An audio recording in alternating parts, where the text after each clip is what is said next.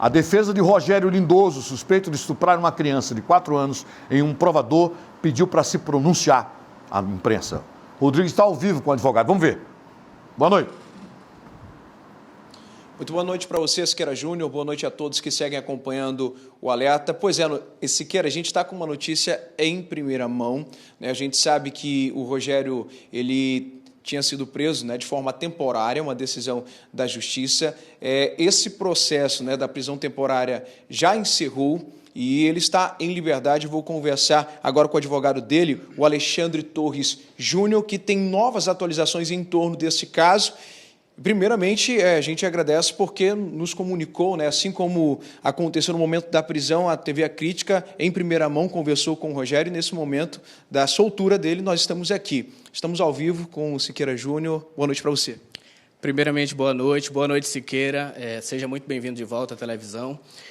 Com relação à questão do Rogério, encerrou a prisão temporária dele, certo? E o próprio Ministério Público pediu para que o inquérito fosse arquivado, uma vez que não havia justa causa e também não há justa causa para que continue uma ação penal em desfavor de Rogério. Tá? Então, o pedido ele depende agora de apreciação judicial. O Rogério, como nós viemos reiterando por diversas vezes, é inocente. Ele também, inclusive, na mencionada entrevista, reiterou, contou com riqueza de detalhes a questão da inocência dele. E, de fato, nós ainda estamos convictos e reiteramos mais uma vez a inocência de Rogério.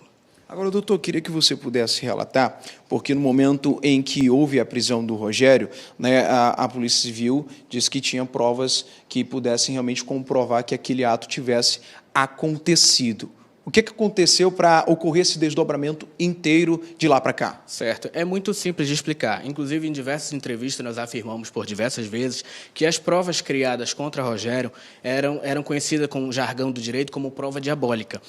É uma prova que ele não tem como se defender, porque foi criada de uma forma que é indefensável, certo? Então, o que acontece? Essas provas elas estavam viciadas, como a gente chama no direito, ou seja, elas não passaram ali por uma cadeia de custódia, essas provas elas não foram coletadas diretamente nas lojas Renner. A própria polícia depois voltou atrás e tentou requisitar imagens da Renner, só que a Renner informou, olha, as nossas lojas, as nossas imagens de câmera de segurança, elas se esgotam com 5 dias, então é impossível deliberar nesse sentido de comprovar a inocência dele. E reiteramos mais uma coisa, nunca houve, Luiz, nunca houve, Siqueira, uma prova sequer que comprove que Rogério cometeu esse crime. Tá? O que houve ali foi um cenário que nós acreditamos que foi montado, né, de forma que incriminasse ele e de forma que parecesse que ele cometeu o crime, mas não que de fato ele tenha cometido. Tanto é verdade que o próprio Ministério Público reconheceu que não havia exames de digitais, corpo de delito também nem se fale, porque não comprova nada, absolutamente nada. Os vídeos foram todos retirados de lá pela própria genitora da criança, então não passou por uma cadeia de custódia. Quem era para ter pegado esses vídeos diretamente nas lojas Renner e no shopping em Suma Uma, era a polícia, não era para mandar ninguém pegar, para ir lá entregar para a emissora, para entregar em outro canto, porque isso corrompe a prova e não tem como a polícia ter certeza da idoneidade dessa prova, tornando assim nula de pleno direito e sendo impossível ser usada em desfavor de Rogério. Então, eu queria que o senhor destacasse mais uma vez para quem está assistindo em casa agora, a principal novidade neste caso é... A principal novidade nesse caso é que, tendo em vista a nulidade dessas provas, tendo em vista que não são possíveis ser usadas, reitero, na verdade não são provas, são elementos de provas, porque não são provas. Esses elementos de prova caracterizados como... Não foram caracterizados como prova, exatamente. Então, não podem ser utilizados em desfavor de Rogério, porque elas não chegam a uma conclusão lógica, por não terem passado por essa cadeia de custódia, não podem ser de forma alguma utilizadas, porque foram criadas de uma forma única e exclusivamente para tentar condenar Rogério, sem que ele pudesse, como nós viemos falando por diversas vezes, se defender dessa prova diabólica. O que acontece a partir de agora? A partir de agora, esse pedido do próprio Ministério Público para que a ação penal não ocorra, que o inquérito seja arquivado, o próprio Ministério Público pediu para que fosse revogada a prisão temporária dele, o próprio Ministério Público pediu para que ele não fosse preso preventivamente e pediu também um arquivamento completo do processo que tramita contra Rogério. Então, a partir desse momento, vai depender de deliberação judicial e, a partir disso, se encerraria oficialmente o juiz decidindo a favor do próprio Ministério Público, que é o titular da ação penal. Olha, a gente vai conversar agora. Siqueira, você tem alguma pergunta a fazer? Nós estamos aqui à disposição, tá bom? O doutor também está aqui ao meu lado para responder qualquer pergunta. Tenho. Eu queria que por gentileza, para não ficar aquele delay, né, eu queria que você, por gentileza, passasse o fone direto para o advogado. Por favor, Bispo Rodrigues, me faça a gentileza. Tá ok, só um momento. O senhor vai ficar em comunicação com o Siqueira agora, tá bom? Já está ouvindo direitinho aí. Desculpa. Perdão. Doutor, boa noite. Está à disposição, Siqueira. Doutor, muito boa noite. Muito obrigado pela sua entrevista. E obrigado também, o seu cliente está aqui conosco, dando essa entrevista exclusiva. Doutor, o senhor acredita piamente, de pés juntos, que o seu cliente é inocente? Sim. Inclusive, nós falamos isso desde a primeira entrevista, nós acreditamos que ele é inocente. E, Siqueira, vou lhe ser muito sincero, Rogério, desde o início, conta uma história extremamente coerente. Não há o que se falar em controvérsias, não há o que se falar em historinha que numa hora chega de uma forma e outra hora chega de outra. Não há, Siqueira, a história dele é extremamente coerente, você sabe muito bem disso, e eu acredito sim que ele é inocente. O seu cliente, tinha comprado uma passagem antecipadamente para viajar, já estava arrumando as bagagens, inclusive, no dia que o senhor disse, olha, calma, você vai se apresentar à justiça, não hoje, né? Isso é confirmado.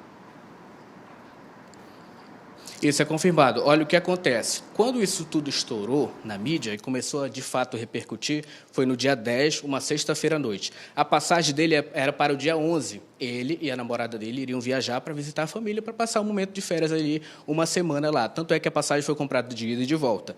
Quando ele chegou comigo, ele falou por conta própria, não foi nem eu que sugeri, ele falou bem assim, doutor, eu não quero viajar porque eu não quero que pensem que eu estou fugindo, eu sou inocente e eu não fiz isso. Então, ele mesmo decidiu ficar em Manaus. Ele ficou, só que eu falei para ele o seguinte, Siqueira, isso inclusive é até bom esclarecer para que a população entenda, né?